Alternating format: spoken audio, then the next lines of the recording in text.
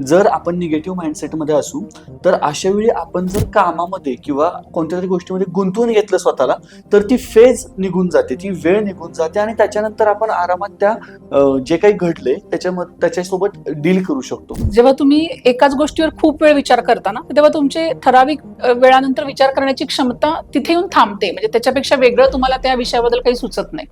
तेच तेच विचार पुन्हा पुन्हा तुमच्यामध्ये येतात. पण जेव्हा मगाशी म्हटलं तसं तुम्ही फिजिओलॉजी चेंज करता किंवा थोडं तुमचा पेअर ग्रुप बाजूचा चेंज करता, वेगळ्या लोकांमध्ये जाता, नेचरमध्ये जाता, तेव्हा आपोआपच जेव्हा तुम्ही समोर दिसणाऱ्या गोष्टींवर नजर फिरवता आणि विचार करायला लागता वेगळा, तेव्हा तुम्हाला त्या गोष्टींचे कधी कधी सोल्युशन्स तिथनं मिळतात.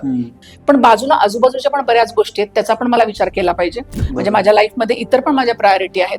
तुम्ही हळूहळू जेव्हा तिथे जाता किंवा दुसऱ्या गोष्टीमध्ये स्वतःला रमवता, तेव्हा आपोआपच मग त्या गोष्टीची सिव्हिरिटी जी असते ना तुम्हाला कमी वाटायला लागते. आपोआपच इतर पण गोष्टी तुम्हाला मग थोड्याशा कव्हर करायला लागतात. सो ही गोष्ट खूप महत्वाची आहे.